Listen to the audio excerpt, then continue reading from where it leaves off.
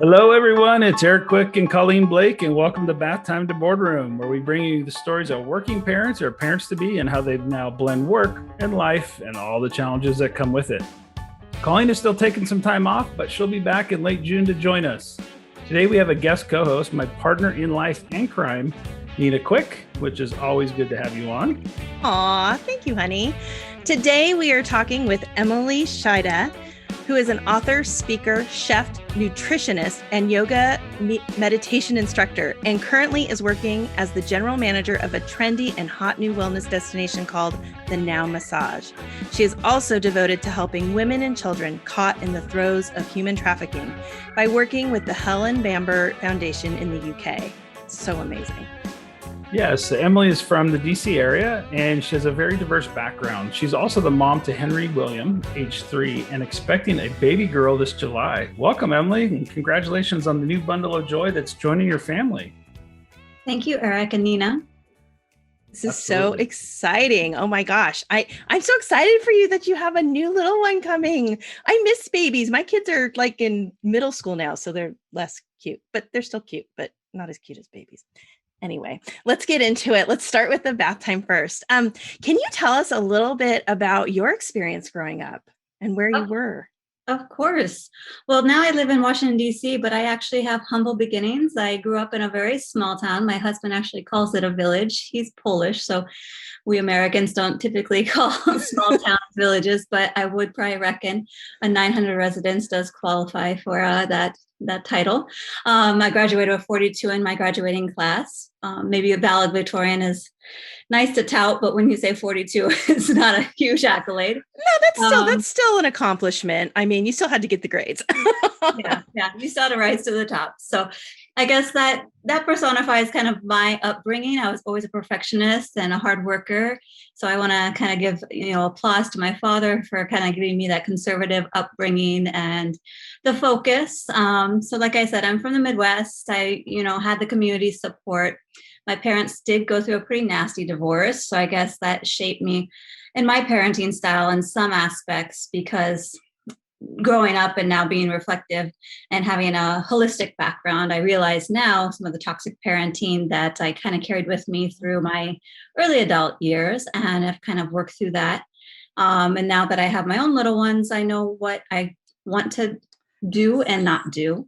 But I had some amazing support in regards to my grandparents being very proactive in my life. And like I said, my father was pretty institutional in regards to giving me that Midwest work ethic, which has taken me quite far. I always, had a little bit of a cushion, let's say, and I could dab into that. And that helped me move abroad, actually, in my late 20s. So I moved to Brussels because I had that conservative upbringing that said, best to have a little rainy day fund. And then I met an Irish man on a boat, and he was like, well, why do you have so much, saved up when you should just go ahead and launch yourself out in the world? So it's kind of twofold where, your past collides with your present.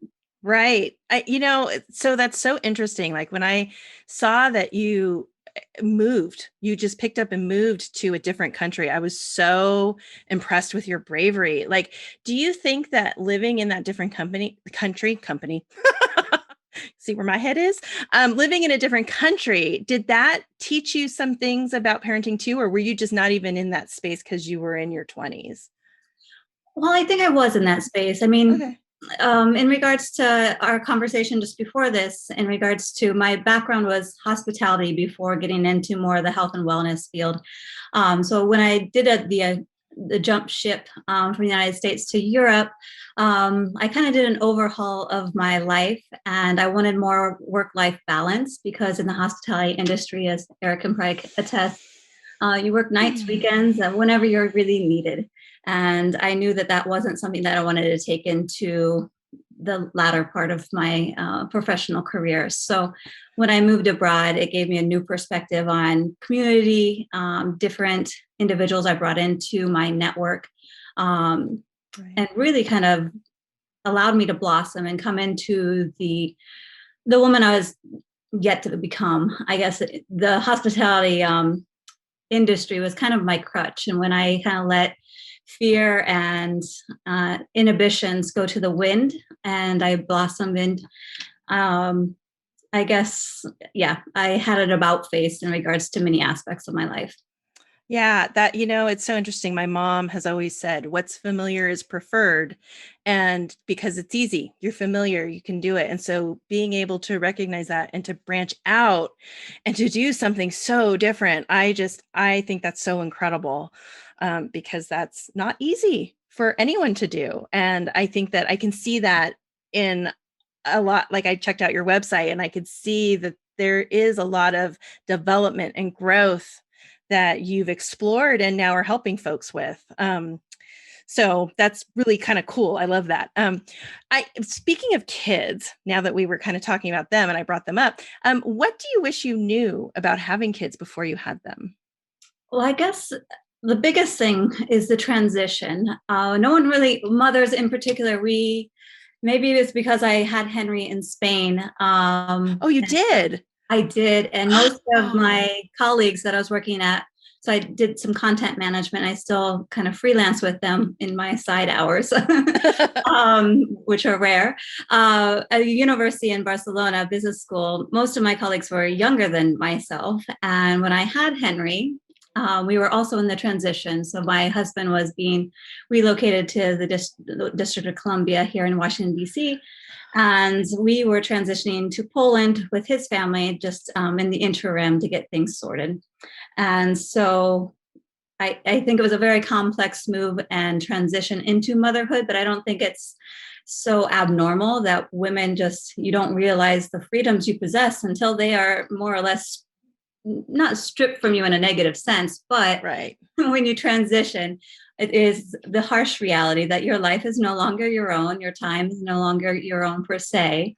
Your body is no longer your own. Yes. For a period of time. There's no more bathroom privacy anymore. Yeah. And men can attribute that too. But my husband, he was a couple thousand miles away. So he didn't quite yet realize it till about 5 months later when we joined him with aspects he was losing in parenthood. But I had, beautifully enough, I had a mentor in Ireland. We had worked together in Brussels, and her and I spoke on the phone one time. And I remember her saying, your priorities change. And if you only get one email sent out a day, that is perfectly fine. So you just, acceptance of the moment. And again, that kind of came back to some of my own teachings to my students, though as a teacher, sometimes you don't feed yourself the same rhetoric or swallow it at least. But that was really, talking to other mothers and reaching out and empathizing with them was really helpful in the sense that I wasn't alone, though sometimes when you're in the throes of it, you feel quite in solitude, let's say. And absolutely, because it wasn't my language in Poland as well, that was a bit of a transition. So you got to DC from Barcelona by way of Poland, and your husband was in DC when you were doing this on your own with the little one? Yeah. So for the first 5 months of Henry's life, we were with my in-laws who only spoke Polish. So it was like sink or swim. My Polish has gotten much, much better. Though I'd say mothers have the most patience. So my mother-in-law and I can have a rudimentary conversation, and maybe some of we miss a little bit in the translation, but we enjoy each other's company. But yeah, they were incredibly helpful. So when you say, it takes a village, I had their support initially, and that helped in the transition to, give me a moment to shower or take a nap. And because those are some of the things, especially in light of the pandemic, when so many mothers have been challenged in the sense of the village has become much smaller, that was available to me. And I'm really kind of blessed in regards to when our daughter's being born, that things are starting to shape up here in the US as well. Can you tell us a little bit more about Henry? What's he like? Yeah, so he has many attributes, I think, that liken myself. He is very open-minded, very independent. So I'm glad that I am more the spiritual minded with the yoga meditation background. So I will give that a caveat. So he has the same numerological number as myself. He was born 3 days after me. So he is a Virgo as well. So I can see some other things that I need to, be cautious about because I know the triggers in myself, and if that makes sense. But I love the fact that we did, transition to Poland quickly. We've been back numerous times to Poland, Brussels, Luxembourg, all over.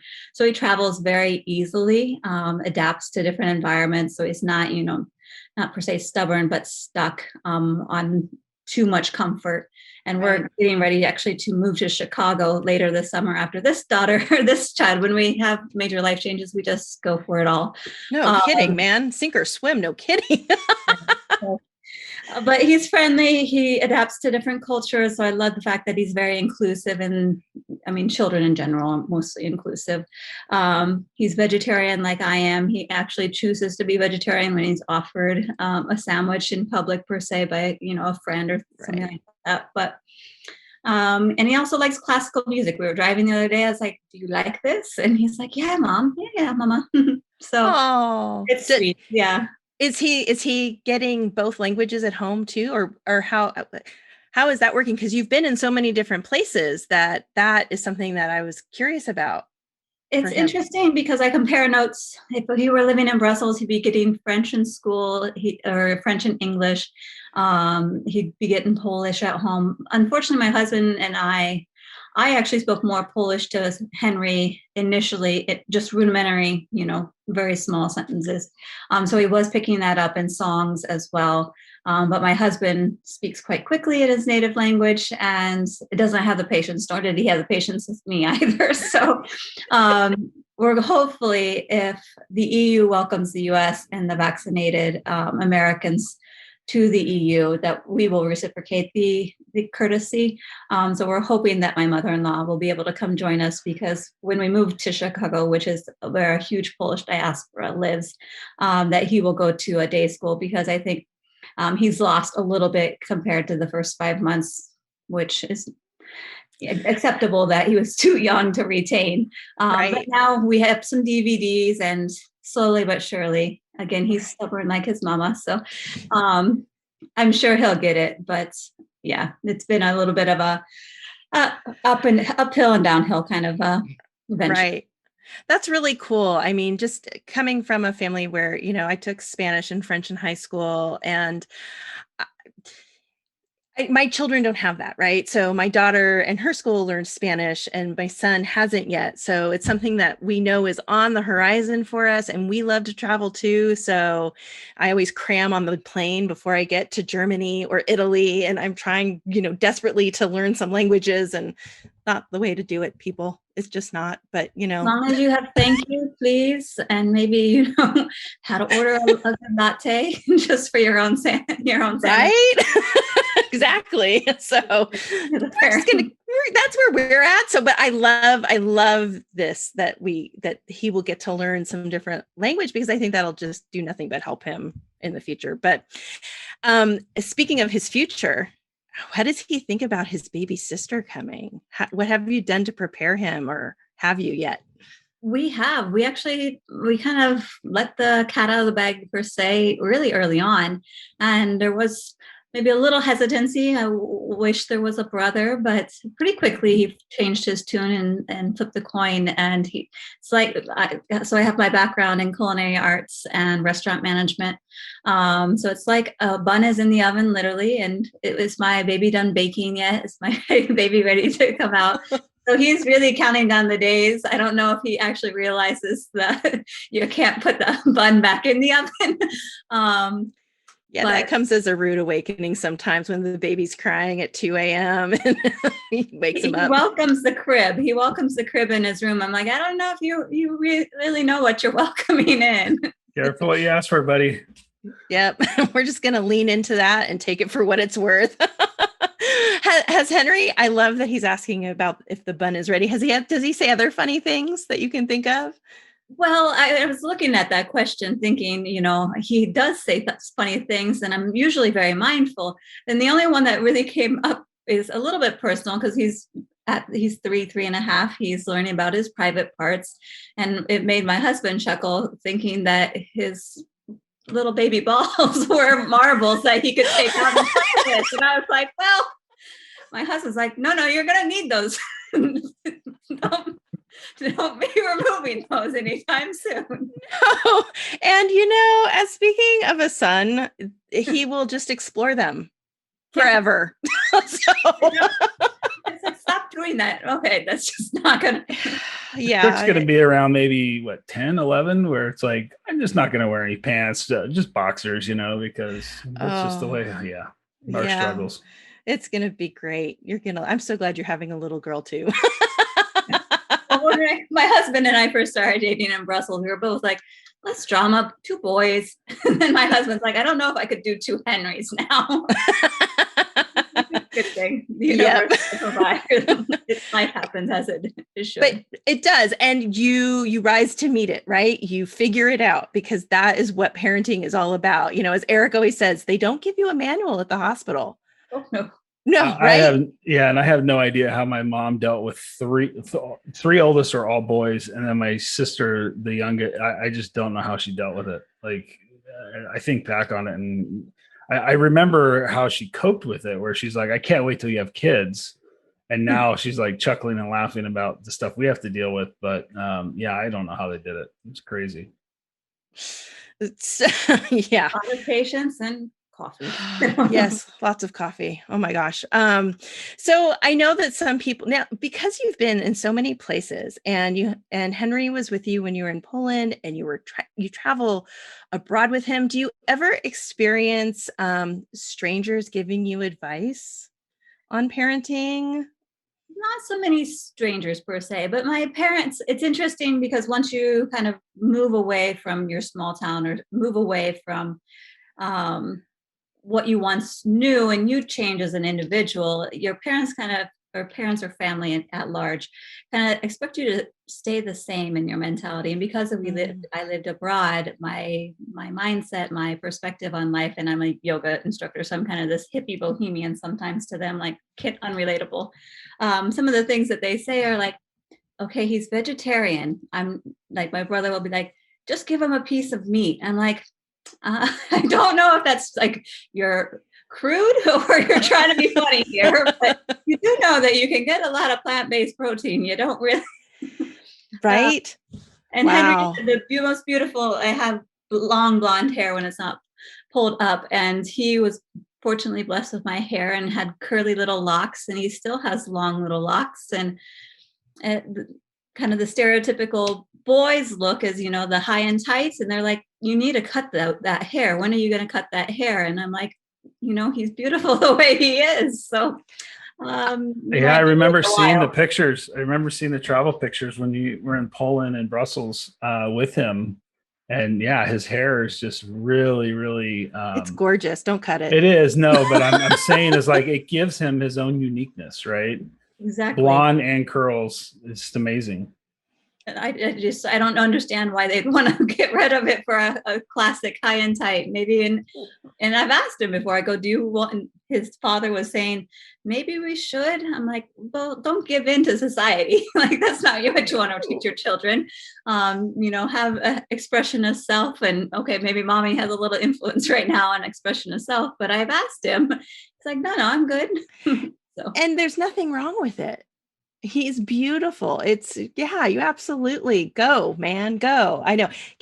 My son Gavin doesn't like his hair long. It bugs his ears. He wants it cut. So I said, sure. My daughter never wants me to cut her hair ever. So she will be Rapunzel, and hopefully it doesn't just grow and like cover our house. But anyway, I digress. Well, gosh, this has been incredible. I could ask you 100 more questions, but I want to be mindful of our time. So before we dive into the boardroom, let's hear from what our sponsor Dope has to say.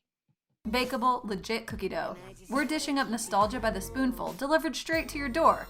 Our recipes start with just 6 all-natural ingredients, free from eggs and raw flour. With over 1,000 5-star reviews, this dough is Spoon Liquor approved. Best of all, a portion of every purchase is donated to support mental health care and addiction recovery. Unbox some happiness today with free shipping nationwide. All right, Dope. Thank you so much. Emily, you and I have similar career paths early on in our careers. Can you tell me a little bit more about your going into hospitality management and culinary? I'm curious. kind of what took you in that direction? Yeah, that's a fantastic question because it is a little bit of a product of the divorce my parents had, in the sense that our college investment kind of went out the window there. And my father kind of broke it to me going, okay, you're accepted Iowa State, but you didn't get a full ride. And that was for interior design, to become a cyclone there. And there was a gamble that after the first year, you might not be accepted to the program. I was like, well, my conservative mind, I was in the hospitality, worked with my grandma and my brother in a family-owned diner for the greater part of my teenage high school years. And I was like, well, this is kind of fun. It's very addictive when you get into the industry. And I was like, well, I could ride the wave for a while. So the culinary program at Kirkwood, it's a community college, but it is nationally ranked. They offered a hotel and a different kind of a different development program. And I said, okay, they allowed you to travel to Italy and Jamaica, and they were creating a program in Fox Hill, Australia as well. So I was like, Wow. all right. Studied German in Germany after high school. So my travel bug had been bitten. And so I was like, maybe the stars are aligned. Maybe this is the direction I need to go. And so, yeah, I studied in Italy 2 years. I got 2.5 years, 2 degrees, culinary arts and hospitality management. Worked in London. When I was working in London, I decided that I couldn't go back to small town or medium town. I wouldn't either after seeing the food scene in Italy and in London. I would be like, nope, don't send me back.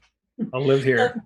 Yeah, that was kind of the turning point, going, okay, I'm going to be done with my schooling in 6 months. The beauty of, the hospitality trade is pretty much turn and burn, and you can get out of the school pretty quick. And I decided I'd go out to Phoenix, where my mom lived at the time. And yeah, it kind of blossomed from there. I got hired actually by a British general manager at a 4-star resort. And that was kind of poignant because I was up against maybe 45 other highly qualified, much more older and more experienced managers. And because I had worked in London, he kind of resonated with that aspect, and he hired me on at age 20. And then I rose in the ranks of that's a resort to a general manager of a 3-meal-a-day steakhouse. So that gave me a huge opportunity to grow, and kind of has spearheaded the rest of my career in regards to management, be able to navigate different professional opportunities. Definitely. Yeah, no, it's interesting. I mean, I started when I was 14 in the restaurant space, and it's just kind of in your blood. It is addicting to your point, and there's every day's different. So it was one of those things that I really just kind of clambered onto and just enjoyed. So tell me, I know now how you're able to juggle so many things as a mom, but can you tell me a little bit more about how you're juggling your busy schedule and still kind of make sure that you can meet your objective of infusing joy into every experience? Absolutely. Well, my 9 to 5, I call it maybe a big girl job, is being a general manager of a beautiful boutique here in Northern Virginia. And I guess I'm blessed because it's a small business run by a gentleman, Mark Garzone, that's decided to retire for a quick minute and then jump into the wellness scene that he had little experience in. But he's been a great, let's say, business partner in essence, because we started it from industrial 4 walls and have opened in the height of the pandemic. And he has given me some freedoms in regards to balancing. If I need to teach a corporate meditation while I'm in the studio, I can do so, per se, if it doesn't inhibit other operations. And then at the same time, my husband has stepped up to the mark and has helped me after we transitioned here to Northern Virginia, in regards to seeing how beneficial or how much my teaching impacts my clients, that he's taken on more responsibility in regards to giving me the time to teach. And then in regards to being present with Henry. So whenever I'm not working and committed to my clients and to my day job, just being very mindful that I'm always listening. I'm not being distracted by my cell phone, which is so easy to do so these days, that's put down. And I'm all about the experiences. So when, like this past weekend, for reference, we went strawberry picking and for a steam engine ride. So it was just, when it's Henry's time, it's Henry's time. And carving out that time and space to also be creating experiences fills my cup full. So being mindful on how I can, in some sense, juggle a couple of things that are of benefit. One, spending time with my son, but it also is very fulfilling for me as a person as well.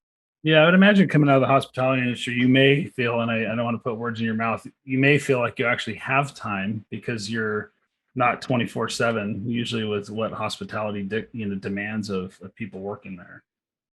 It's nice not to have to work per se long evenings to the 2 a.m. mark, especially in Phoenix. I remember how many times I closed bars and oh goodness, That's not a fun time. Behind me. Nothing good happens that late at night or early morning, I should say. You have good stories per se, but nothing good. Very true. Tell me a little bit more about opening a business in the middle of the pandemic. And you've obviously done a lot of self-reflection as an individual, from your early 20s till now, your mid 20s now. Help me understand a little bit more. Opening during the pandemic, what did you learn about yourself through that process as you were juggling the family and then now trying to birth a business, if you will? It's been interesting because the owner, he signed papers to open this franchise pre-pandemic, had no idea that a health crisis would be coming his way, and something that is very a personal experience, having someone work on your body and provide self-care, personal care. So one aspect was I'd been a general manager. I've seen businesses operate in the midst of, either being successful or needing some help, but I never taken a business from, the foundation up. So it was really a fun process. Interesting too, because the franchise is headquartered out in Los Angeles. So they had a little bit more of a trying experience in regards to the pandemic. In regards to that, boutiques massage was pretty much canceled 86 for the greater part of a year.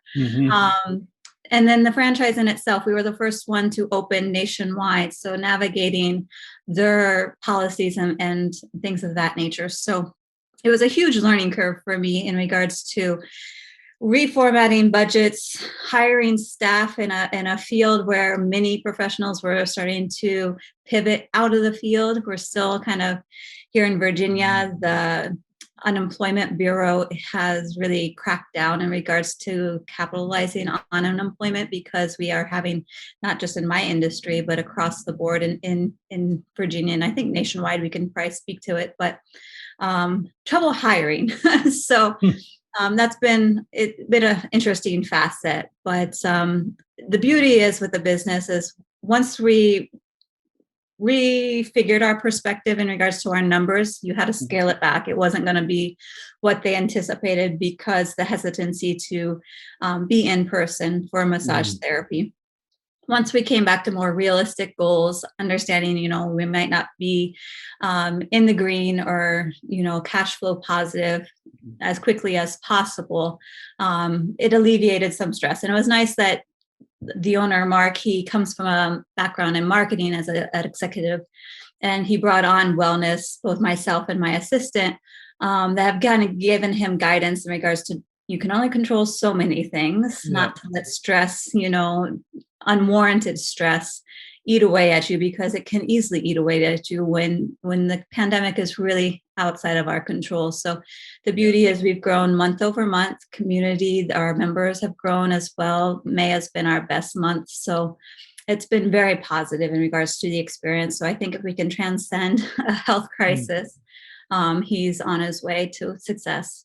Yeah. And one of the reasons I wanted to have you on is, I'm a big subscriber into self-care. I personally, prior to COVID, usually on every 3 to 4 week regimen, 90-minute massage to really just tune up the body, And so with that, I think you're one of the great things about where you guys are at is that you may have a lot of pent up demand, right? People just get back out, and some of the places, unfortunately, that they may have gone to probably are closed. But now there's something new for them to go to, and kind of renewal to a degree as well. So tell me a little bit more. As you're seeing clients, what are some of the things that parents are, or executives are coming to you to work on, given what you guys do as an organization?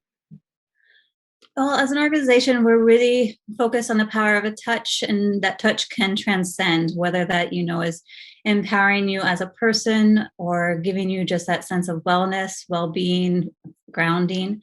So from the massage therapy, the boutique standpoints, we see a range of clients, mothers that have been kind of taxed to their will, taking that time out for self-care. Yes. And then from professionals, we have so many data centers around us that do see the value of wellness, and they have wellness programs. So um, even with their employees working remotely, still investing in reimbursement for their self-care, because I think in that light of the pandemic, the silver lining is people have begun to prioritize that because they realize the value. So in regards to my personal practice of coaching corporations with mindfulness trainings and meditations and yoga, it's been interesting in regards to the different dynamics that I work with Pfizer and Google recently, and they're working on mindset. Mindset is a huge aspect, and it can, definitely go over across many borders in regards to parenthood, professional spheres. But if you have the right mindset going in, that life is a little bit easier to navigate. So I really hone in on that aspect of compassion, non-judgment when judgments can run rampant and things of that nature, letting go of things that we can't control, and not building things up so much. Yeah, I mean, it's one of those things that I wish I would have known more about earlier in my career, just around the whole self-care and really better understand, emotional intelligence and kind of self-reflection. And because there is so much to it when you start to peel back the layers, right? Whether it's your childhood and how that's formed you, how that influences your parenting style, or that plus, how you approach things at work as well, using those role models that you grew up with, and really looking to them, and trying to bring those behaviors or those approaches into your own life. So, what are you seeing from? Are you seeing an influx of companies that are really interested in that right now, or is it about the same prior to COVID? I think it's definitely increased in demand. I would never have thought that I would have been teaching yoga and meditation to Pfizer, big pharma, that they would be embracing holistic therapies. So that was, I count that up as a positive trigger from the pandemic that's come about. And then Google, of course, we always, pre-pandemic, they had the Google campus and wellness was a priority. So some of those big, Fortune 500 companies, this is nothing new for them, but you see a lot of smaller law firms, tax attorneys, different small, medium businesses invested in their employees' wellness. So that's wonderful to see. I work with United Healthcare, and they have a couple of subsidiaries that they sponsor nutrition classes and cooking classes remotely. So it's nice to see the diversity of the clientele coming to the different platforms that I've worked with.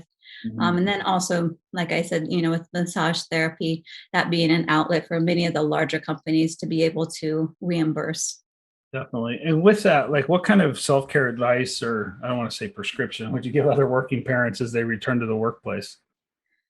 Even if it's 5 minutes time, finding those little tidbits in the day in regards to filling your cup full, because we give so much of our energy to our jobs, to our partners, to our children, that we're often running on low fumes, low fuel gauge, I like to say. And even I have one of these meditations about self-care, and we transgress time and space to Italy, and through the power of the mind, you can really give yourself a full day of this amazing getaway. Sign me up. Please, can I come? Yes, do please. that. Pack your bags, and I'm working on a website called Passport Meditation. So using the power of the mind to experience the world.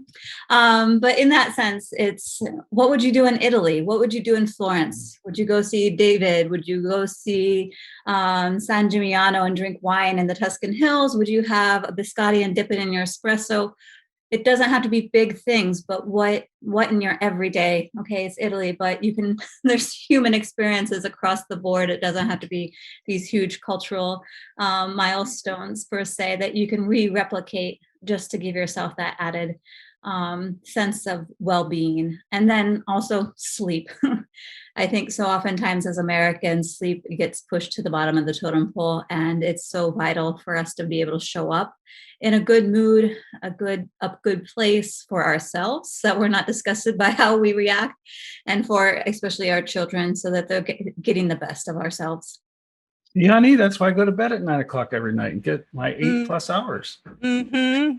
Finding Before the the children. balance with your partner is ideal For the children. It's Before for the children. No, it's before the children. Before It's the okay. children, for the children. Yeah, it's fine. Emily, since we're kind of exploring the world, I want to chat a little bit more about the Helen Bamber Foundation in the UK and some of the work you've done there. I want to make sure our listeners hear about it and understand how they may be able to engage here in the US or even abroad. There's many organizations, so it doesn't have to be Helen Bamber, but that's the one that I really aligned with when I was living in Brussels. And I often did volunteer work or donation classes with my yoga clients in regards to giving the donations over to the organization, because they do a wonderful job there in the United Kingdom in regards to helping those individuals get caught up. And it's so easy to get caught up in that trap or held captive because of ransoms and things of that nature. And it's a problem, and a systemic problem across the world. It's not just Western Europe, and it's so often pushed under the rug as an inconvenient truth, especially for women and children. You look at Spain, you look at some of the problems of the refugee crisis and children being torn from their parents and pretty much auctioned off for a price. So it resonates dearly now as a parent, but even before, when I just moved to Brussels as a single female, that there's a great importance for those conversations that are difficult to have, but are very much necessary and should be brought to light politically. So as individuals, if we can do more, I know in California, there's a couple in San Diego in regards to human trafficking that are doing wonderful things. So looking, maybe if it's not the one in the UK, looking towards something closer to home that will make a difference. We'll try to find some and link them below this video on YouTube for sure. We can do that. Definitely. Wonderful. Well, this has been great. And I wanted to dig a bunch into the culinary side and how food plays into health and wellness, but we're running out of time. So I appreciate the conversation today in the boardroom. And I think it's time for Rapid Fire 5. Okay. Are you ready, Emily? Bring it on. All right. It's going to be fun. Promise. Okay. First question. Barcelona, Brussels, or DC? Brussels. Hands Cool. down. My husband will hate me for the rest of my life, but Brussels. Well, you had so many different options I could choose from. I couldn't fit them all in. Okay. Lounge on a beach or take a hike? Ooh. Take a hike, just because if it's going to offer me a little extra bonus in regards to being able to eat that gelato later on, I guess I'll take it. Totally. Maybe I should have had walk on a beach. Okay. You might have to help me with this one. Shavasana or Bakasana? Bakasana. Bakasana. There, thank you. Bakasana, crow pose. Shavasana. You do always need a little rest and restoration after yoga practice to really let that yoga zen sink in. I totally agree with that one. That's the one where you're laying down flat on your back, in case those of you don't know the yoga terms. Okay. Yoga pants or high heels? Because I lived in Europe for a good stint, I'd say high heels. You don't, I'm guilty of it sometimes wearing yoga pants out, but in Europe, you don't wear your lounge clothes out. Okay. Savory or sweet? I have a horrible sweet tooth, and I definitely enjoy getting Henry up on the step stool to help me in the kitchen. We always make it a hybrid. So yeah, next time we'll have to talk some food and nutrition in regards to. Yeah, we definitely need to circle back to the food piece. Change some recipes, but my influence is Europeans don't have as sweet of indulgences, so we always kind of play mad scientist in the kitchen. Fun. All right, last one, just because I couldn't resist. Watch a movie or read a book? If I had the time and the focus, always read a book. But sometimes you just need to numb out to a movie. So it's kind of a toss-up. And we didn't talk about your book either, which I am so excited that you told me is also on Audible. What's the name of your book again? Can you remind us? It's Big Time Journey of a Small Town Girl. I just talking to you and hearing about your adventures, I want to learn more. So I'm definitely going to listen to that on Audible. I'm going to get it as soon as we're done recording here today. Wonderful. Thank you, Nina. You're Yes, welcome. and we're definitely going to have you back for some food and health conversation because it is such a critical component to somebody's health and wellness. I think it's time for Pocket Perspectives. Pocket Perspectives are a quotable one-liner, mantra, or tweet that may resonate with you or that you live by to share with our listeners. So we will let you know. We'll let you go first, and then Nina will go, and then I will go. All right. I have a toss-up, but I was playing around with two in my mind. So here's more of the mantra. When we surrender to the unknown, a path is shown. And then the quote is, life is the art of drawing without an eraser, from John Gardner. Wow. Nice. Those Very are nice. So mine, I actually I kind of borrowed something from your YouTube video, from your website, and it really resonated with me. And it was, you had mentioned there were 3 things that you hoped people would take from reading your book. And the second one that you said was question where you are going and figure out what it is you need, essentially, I think, to get there. Correct me if I'm wrong. But that resonated with me because I feel like I'm in transition right now in my life. My kids are done with elementary school as of today, and I have more time. And so now I need to question where I want to go next, and I'm not sure. So thank you for that. And dream big. The full pause, sky's the limit, but literally, if you have the ambition, go for it. Love it. Thank you. So I borrowed from you. One of the things that I really, I'm gonna say 2. The first one is that, you're not just an author, you're not just a chef, not just a nutritionist, but you really looking at the 3, right? So kind of mind, body, and spirit, and really kind of triangulating them to make sure that you're overall in good shape. I think that's really a powerful thing. And then, I think the other piece too is not being afraid to kind of put yourself out there. And as you've talked about, kind of resetting, we all know what's familiar is preferred, but I also believe that if you're not in an uncomfortable situation, you're not going to grow. And so I think that has been very evident in your journey from your big time journey, I should say, from a small town girl. Really excited that we had you on today, and we'll definitely have you back to talk more, one, about what it's like to have a daughter, and how food may or may not have changed now that you have a daughter within the sequence of the family, because we know it did for us. Cool. Well, you can follow more of Emily's work at Emily Szajda. Okay, take that out. You can follow more of Emily's work at emilyszajda.com, where she offers online courses and her inspirational travel memoir, Big Time Journey of a Small Time Girl, on Instagram. We'll also link that below the video, and it'll be in the Instagram post as well. You can also find her book on Audible, which will make it a lot easier, especially if you're Amazon Prime, to be able to listen to it in the car, on your way to the gym, or to the yoga studio as well. Emily's also devoted to helping women and children caught in the throes of human trafficking, as we talked about, and like to bring light to the Helen Bamber Foundation or an organization near you that is supporting and fighting human trafficking. Big special thank you, Emily, to having you on today as our guest, and Nina for sitting in for Colleen. It's always fun. It's great having you both on today.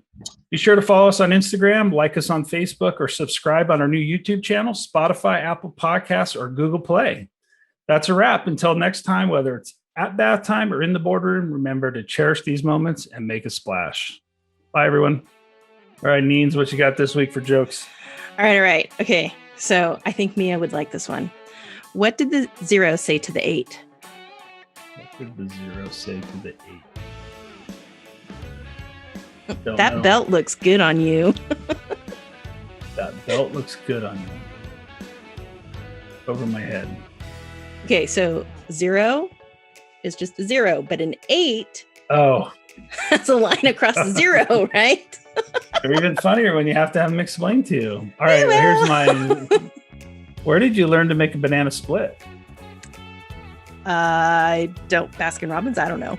Sunday school. All right, I got another one. Okay. What did the baby corn say to the mama corn? I don't know. Where's popcorn? Popcorn. That was good. Very good. All right, here's the last one for me for this week. What has more letters than the alphabet? I don't know what. The post office. They don't have operational vehicles, but they have a lot of letters. Yeah, sorting machines are a little hard to find these days, but hey, it's fine. There it is. We'll see you next week. Bye-bye. Thanks.